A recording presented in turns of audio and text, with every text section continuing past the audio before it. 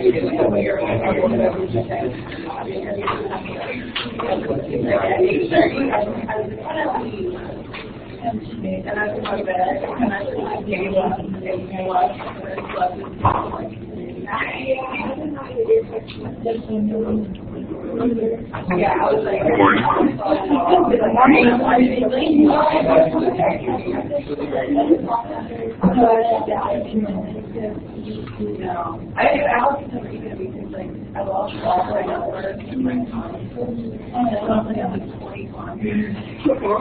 want to pick up this morning where we left off.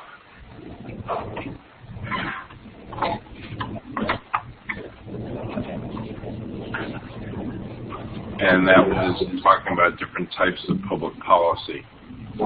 And it's important to keep in mind that while we talked about regulatory and distributive, and in a moment we'll talk about redistributive public policy, these are analytical categories that political scientists have developed, and these categories have limitations, specifically that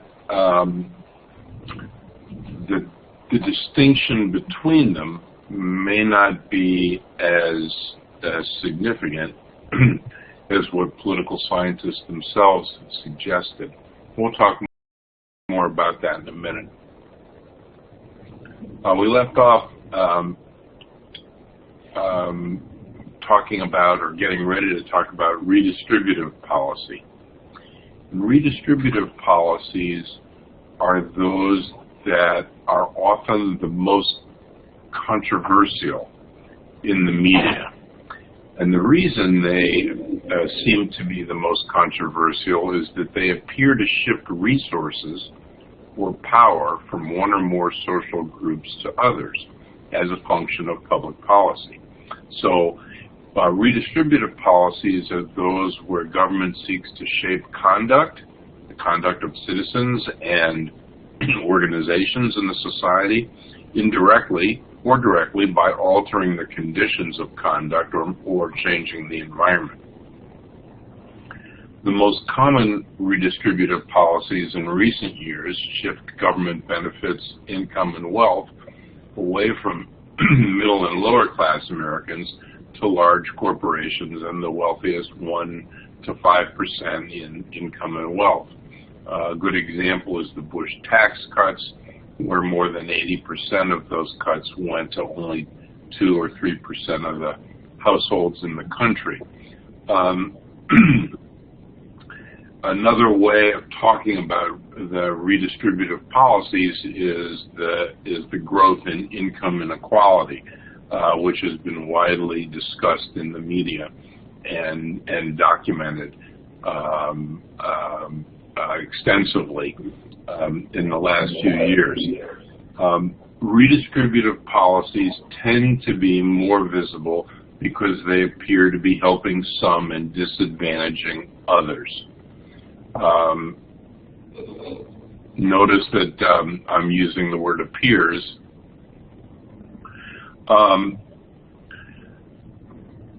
Political actors use rhetorical strategies in making public policy.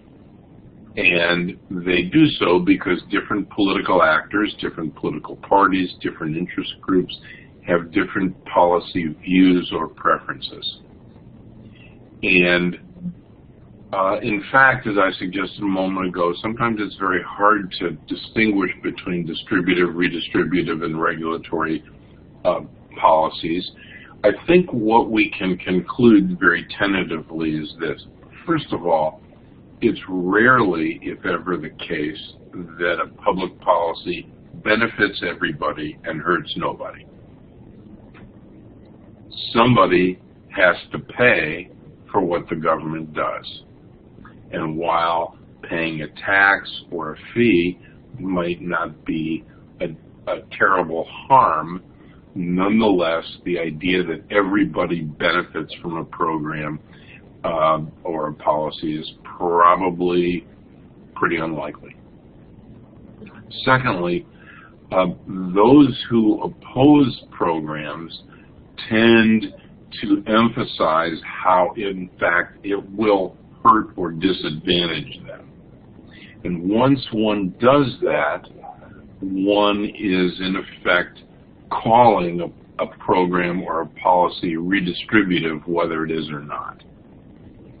So when an actor, a political actor, wants to generate opposition to a proposal or a policy, what they're going to do is emphasize the harms, the damage, the injuries, the cost to various groups of people. Because in doing so, the implicit argument, or sometimes the explicit argument, is this is hurting me, this is hurting us, this is hurting our community or our state at the expense of helping somebody else. And usually what comes after that is, well, they don't really deserve that help anyway. So, so ultimately, redistributive rhetorical strategies are often made by those who want to emphasize harms, or alternatively emphasize fairness. That is, this isn't really a redistribution. Group X, Group Y, Group Z has really been damaged and so needs our help. So the key thing here is that the way policies are in fact described by various political actors needs to be examined very carefully, because everybody wants to say, yes, this will help motherhood, this will help apple pie, this will help baseball, this will help everything that we love, or this will hurt everything that we love. And all of that is rhetoric that really needs to be examined more carefully in terms of what, in fact, the impact of policies actually are or might be. And actually, keep in mind, we talked about this in previous classes, that one of the things the Congressional Budget Office does is to try to guesstimate as best it can what the costs and benefits of various policy proposals are. Any comments so far? Well, most often what political scientists and political actors and the American people talk about is the material benefits that, or damage that that public policies are associated with. In other words, is this going to cost me money? Is it going to help me in some way, financially, monetarily? Is it going to provide a service if government provides a road, if government subsidizes and pays for the internet, or if it protects the environment and improves environmental quality?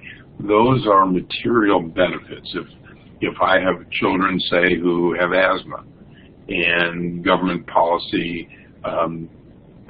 works effectively to lead to cleaner air, well, that's a material benefit for me and my family, because that means my health costs for my child are going to go down, and the health of my child is going to be improved.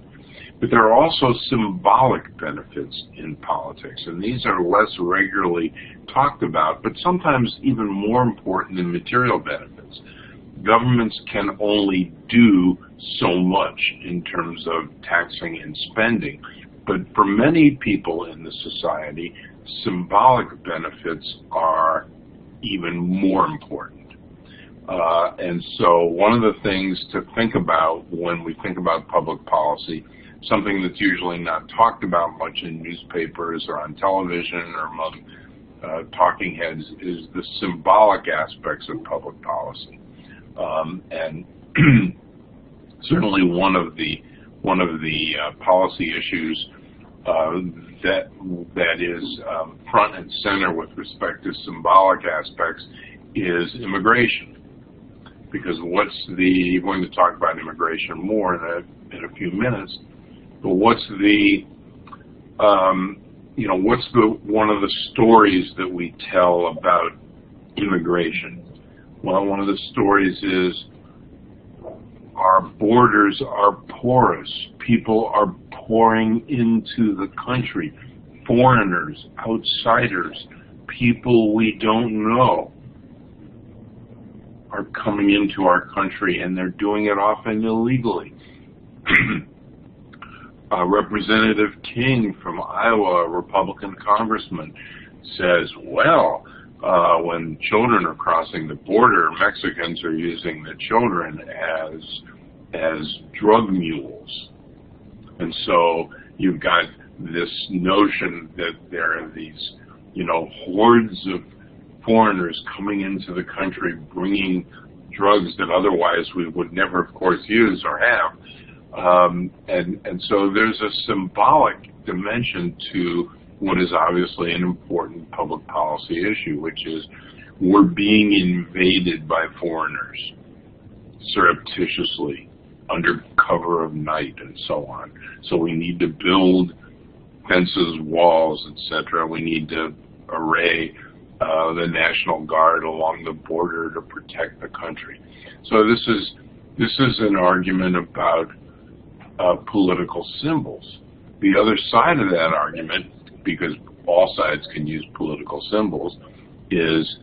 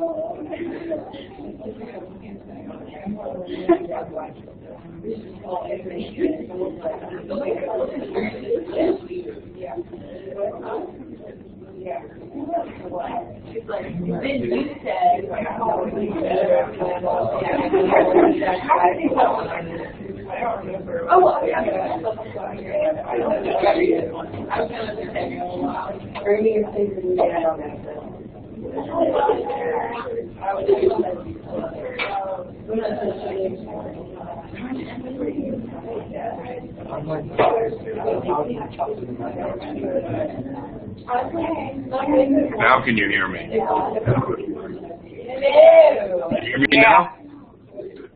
Yeah. Okay, so we're back.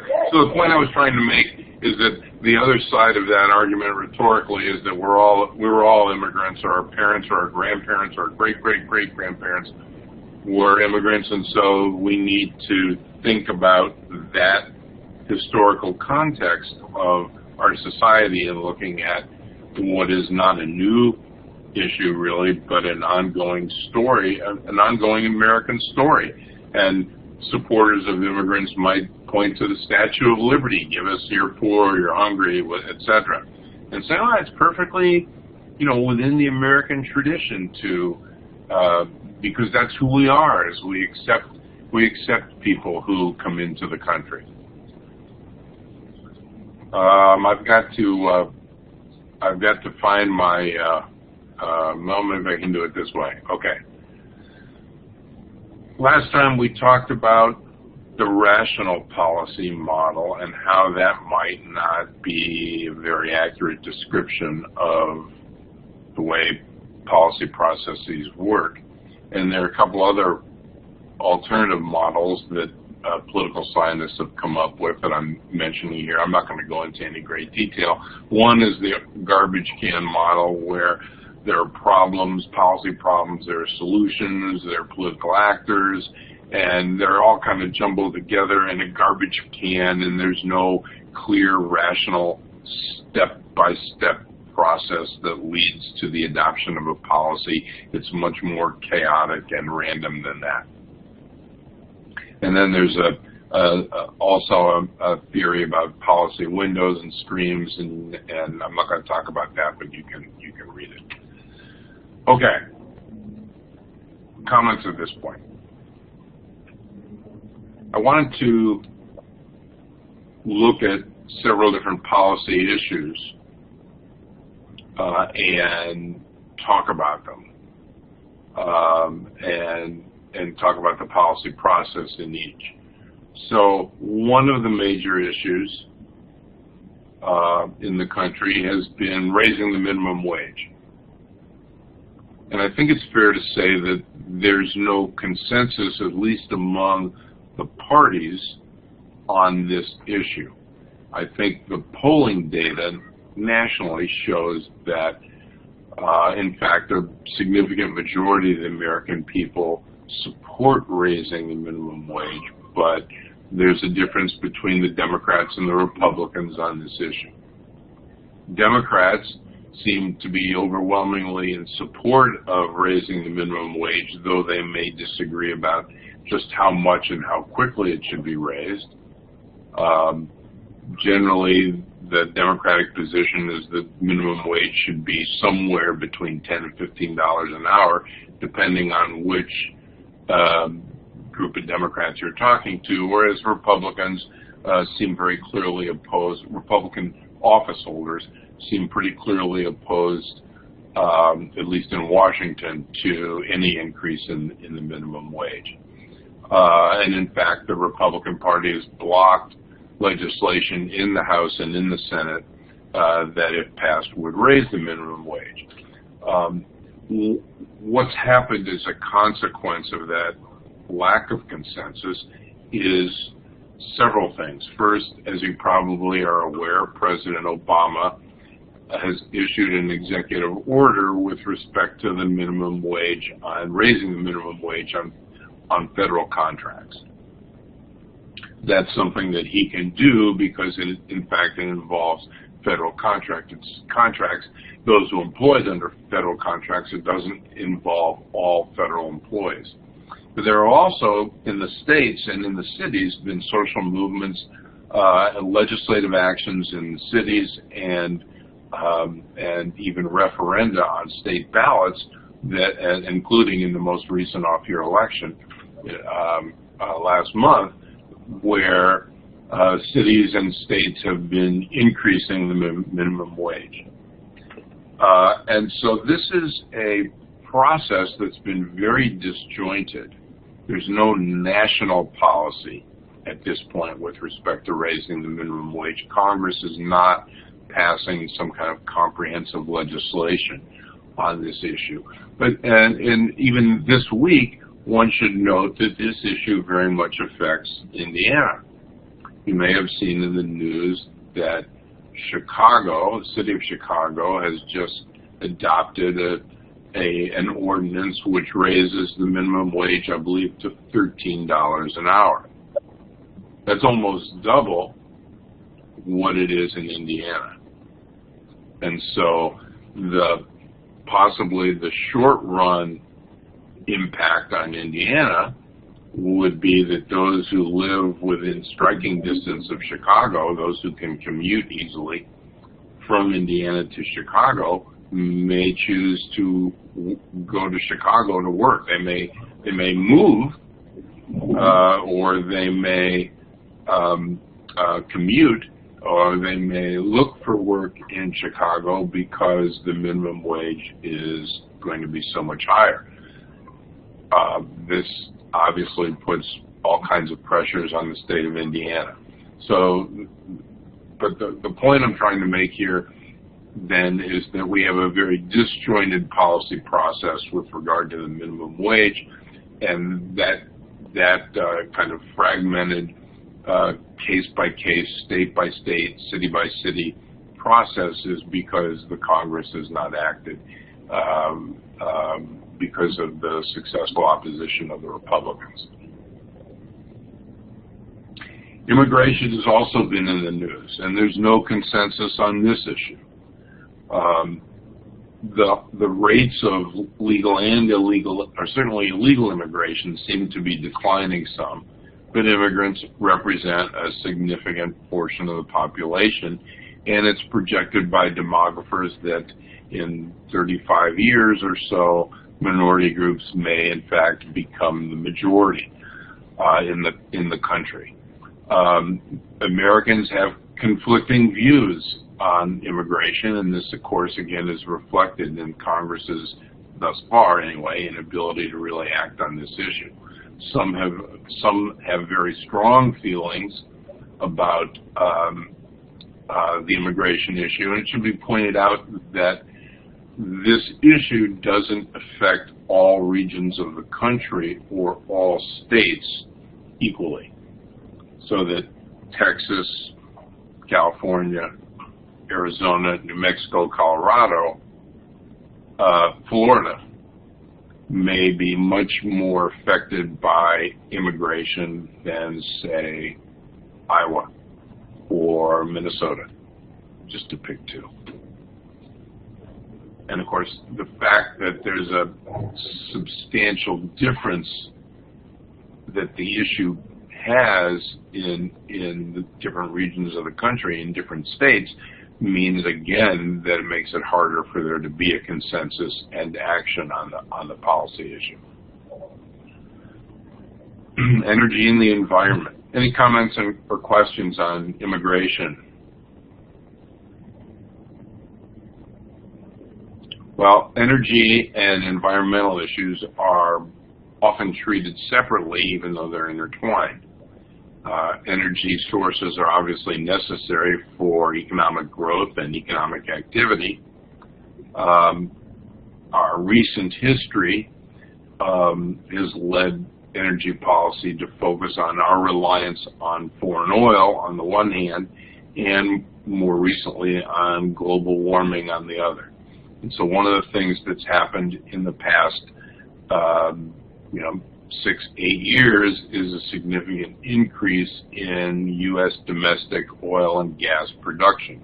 There's been a significant effort to diversify the energy sources of the country. This has been the president's policy. The amount of imports of oil have been reduced. The amount of renewable energy production has increased.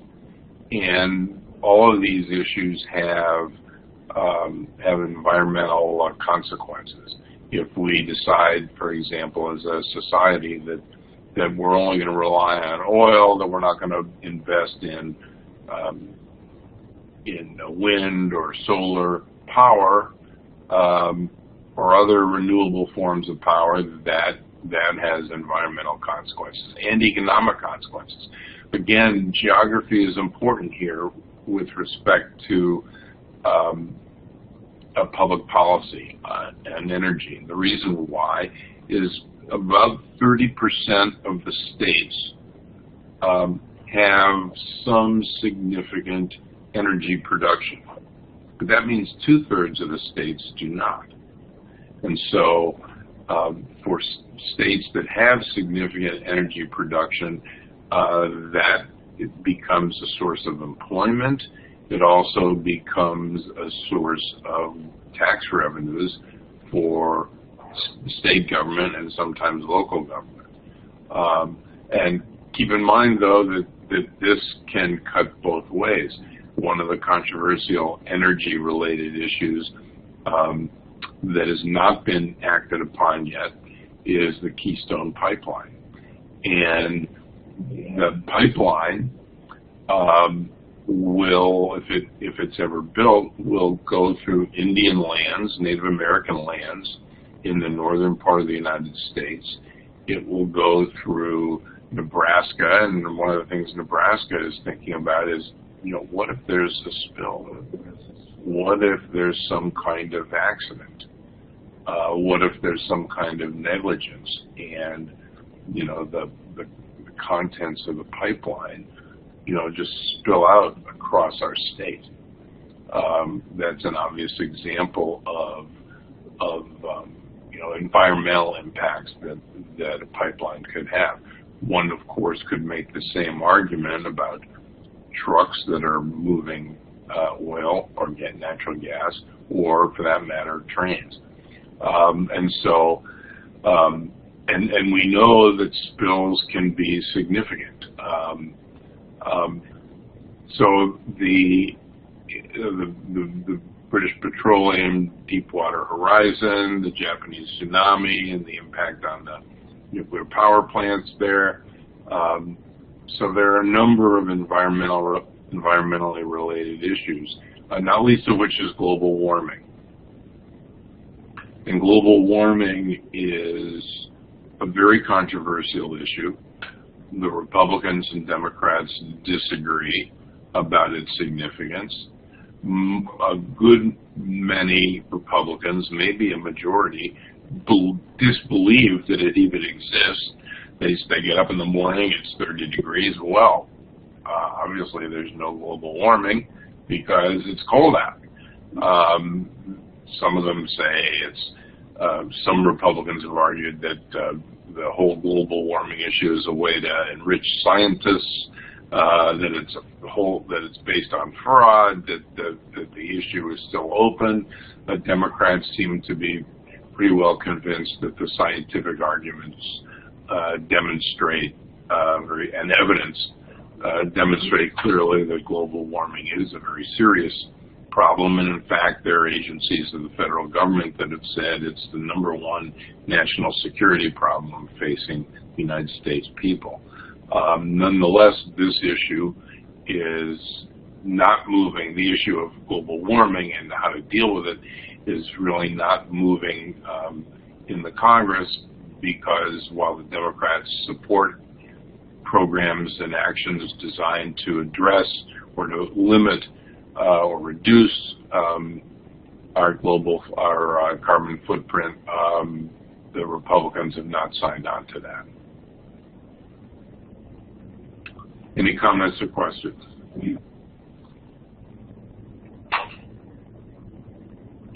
I want to spend the rest of the time this morning talking about economic policy.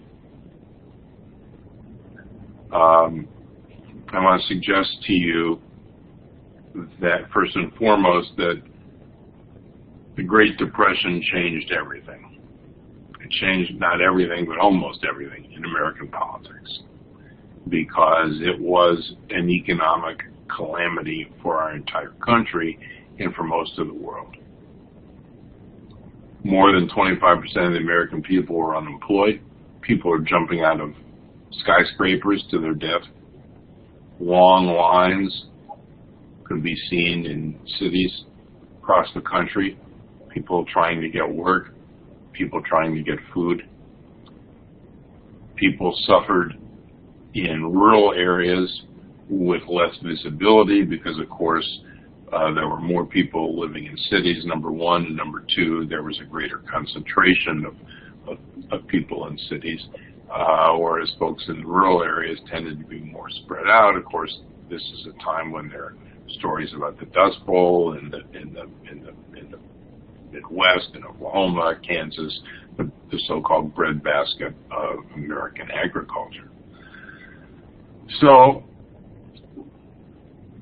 what the Great Depression did is to put economic policy on the front burner of American public life, because the American people demanded that the federal government not allow this kind of economic crisis to occur again. Those who were in power in Washington prior to Franklin Roosevelt basically believed that there was no need for government. There was no need for government to be involved in the economy, that you should just let the market do whatever it's going to do, and eventually, without any involvement of government or government meddling or policies or regulation, everything would eventually work out. We're still having that argument. Those who began to look at economic policy seriously in the 1930s during the Depression tended to adopt one or another version of Keynesian economic policy. And one of the main arguments of the economist John Maynard Keynes was that government needed to play a role in stimulating and managing economic prosperity through fiscal policy, through taxing and spending. He never argued that there was a guarantee that economic policy would be successful in sustaining prosperity, but he argued that in the absence of a national government economic policy, one could expect a whole series of economic problems that would be very, very serious. So, one of the difficulties in current American political discourse, in my view, is that the way we talk about economic policy is often flawed. It's flawed because, for one reason, there are many reasons, but one reason is that the federal government is an important actor in the economy and the maker of public policy, economic policy.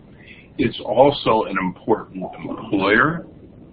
It's also an important purchaser of goods and services. Maybe a sixth, plus or minus maybe 20% of the economy is directly related to federal government spending and employment. Because the federal government is such a significant part in the economy, because it employs so many people, because it provides so many services, because it purchases so many goods and services, it seems to me the notion that the federal government intervenes in the economy makes no sense. Rather, it is necessarily embedded in the economy, and the economy is embedded to some degree in the federal government. Does the government intervene to build an interstate highway system that you guys or your families use, if not every day, at least every week or every month, and that the country uses every day? Is that an intervention? It's not an intervention. That's a fundamental necessity. How would we drive around without streets? What corporation builds streets and pays for them all? Not very many. So the idea that somehow what government does is an intervention in the economy, it seems to me to be often misplaced. So what do national governments do when they make economic policy? Why do they do it? Well, there are, in all economies, flaws. And in capitalist economies, there are market flaws. They don't necessarily all exist at every single moment, but they may, and they are considerable. Serious enough that when taken together, require reasonable governmental economic policy. One we've already mentioned is the economy is cyclical. It can be subject to booms and busts. And so one purpose of economic policy is to try to mitigate the boom and the bust. I'm just going to go through a series of market flaws here. There's environmental pollution and resource depletion. If you don't believe there's environmental pollution, go to West Virginia. Go to Eastern Kentucky. You'll see environmental pollution big time. Go to Los Angeles. Go to China. You'll see what industrialization does in terms of pollution. There's exploitation of workers. We have a whole history in our country of worker exploitation that's been well documented currently, that many workers at Walmart aren't even paid enough to escape poverty, that they are on food stamps, that they're on Medicaid, and Walmart can get away with paying them very little and then having the rest of us pay for perhaps what Walmart ought to be paying, which is a better wage. They're unsafe and ineffective products. Some products are so awful that they can kill you or harm you seriously. Products can be, imagine what would happen if there were no testing of water and water quality. Imagine what could happen if there was no testing of meat. Imagine what could happen if pesticides of all kinds could be used on a daily basis by farmers and there was never any effort to remove the toxics from our food. There's commerce that's undesirable. Do we really want people to sell organs, body organs, on eBay or anywhere? Do we really want to? Do we want to have markets in tactical nuclear weapons, so that people can buy and sell, terrible weapons that cause great harm and death? Or should that be regulated? There's corporate fraud and theft and theft of proprietary information and patents. There's a neglect of public goods and investments. If government doesn't build roads, who's going to? If government doesn't see that there are water and sewer systems, who's going to do that? What kind of sanitation facilities are there going to be if government doesn't do anything? There's hidden information. What if you went to the store and you wanted to buy cereal or any other food stuff and there was no information about what ingredients were in the food? No information you went to the Walgreens and you got a medication and you had no idea what the consequences of taking that medicine are.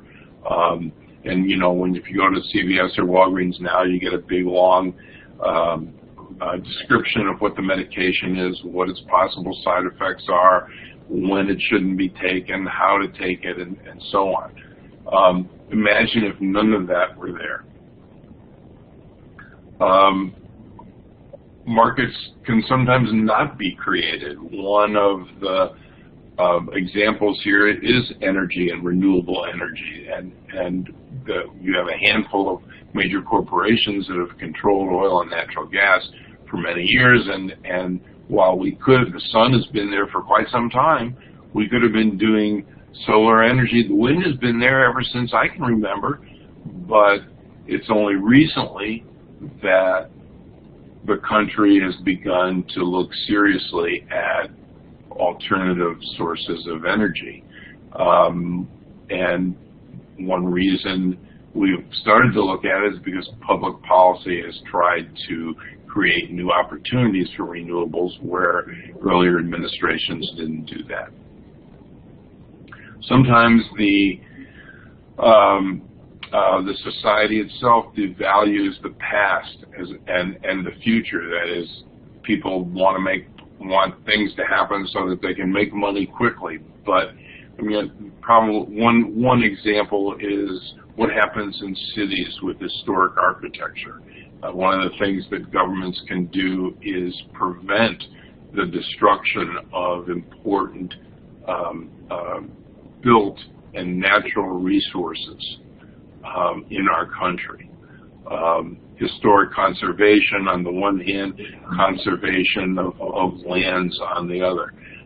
One of the things President Clinton did in the latter days of his second term was to significantly expand the national parklands. This is an example of there are people out there that want to drill in them. There are people who want to sell our national parklands. In fact, I think there are proposals in the legislature of Colorado for it to sell its national parklands, though I wonder whether it has the constitutional authority to do so. Poverty and inequality. are huge problems associated with unregulated economies. And we know from research that in the United States there's actually less opportunity and less opportunity for upward mobility than in many of the advanced or developed societies. So there are many problems associated with unregulated markets. I've tried to mention a few. So when it's effective, what does government do? Well, it provides a predictable and stable legal order. It defines rules of property. It allows businesses to incorporate and to transact business. It enforces contracts and patents and copyrights. It determines what can be bought and sold, and sets standards for products so that you're not out there buying, so that not every product is defective. It provides a stable money supply. Federal government provides public goods, transportation, water, communication. It creates a labor force through education systems. Imagine if there were no public schools. Imagine if there was no public education. Imagine if there were no public universities in Indiana or anywhere else in the country. How would you go about getting the skills and knowledge and mentality you needed to be successful? The federal government can ameliorate externalities. These are the consequences of economic behavior, pollution, worker health problems, and so on.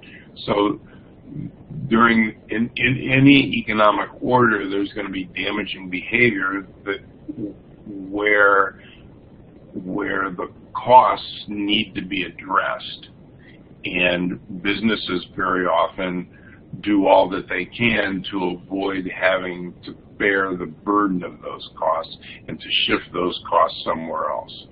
Sometimes the federal government promotes competition and breaks up monopolies.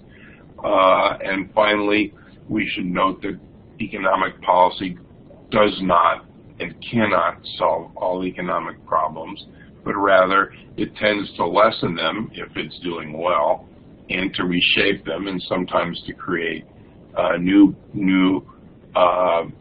and sometimes better problems as a consequence of the policy. I want to end today by talking about two types of economic policy that are almost always in the news. One is fiscal policy, and the other is monetary policy. And it's important that you understand the difference and the limitations of each. Not sure we're going to get to the limitations this morning. Fiscal policy is essentially government policy that raises revenues and makes expenditures. It's taxing and spending. Fiscal policy operates mostly by either lowering or raising tax rates, and either increasing or decreasing spending on public goods and services. So fiscal policy then is basically the job of Congress. Congress has the power, as you know, under the Constitution, to tax and spend. And when it makes decisions about taxation and when it makes decisions about spending, it also has an impact on the size of the budget deficit or the size of the budget surplus, or whether there'll be one or the other, and it has an impact on the economy. Given the way Congress works, we should expect that Congress is not very good at developing fiscal policy in a planned and reasonable and rational way. So it taxes, it spends, sometimes less, sometimes more, but Congress doesn't work normally in a way that would allow for a coherent, comprehensive approach to fiscal policy. Is there a budget process? Yes. but usually the best guide to what Congress is going to do with regard to taxing and spending is what it did the previous year. So, and we'll talk more about the next time about how spending impacts the economy. And finally, monetary policy. This is the last point. Monetary policy is the increase of or the reduction of the money supply by a central bank, which is called in the United States the Federal Reserve. So, in other words, the Federal Reserve Bank can make more money available or less money available in the economy. And it does so by changing interest rates, by changing the amount of money reserves that banks must hold, and by buying U.S. Treasury bonds. And it does this to manage the economy. Put more simply,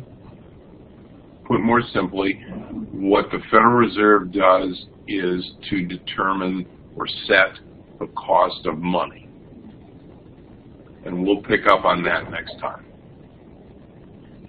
Have a good day. Bye-bye.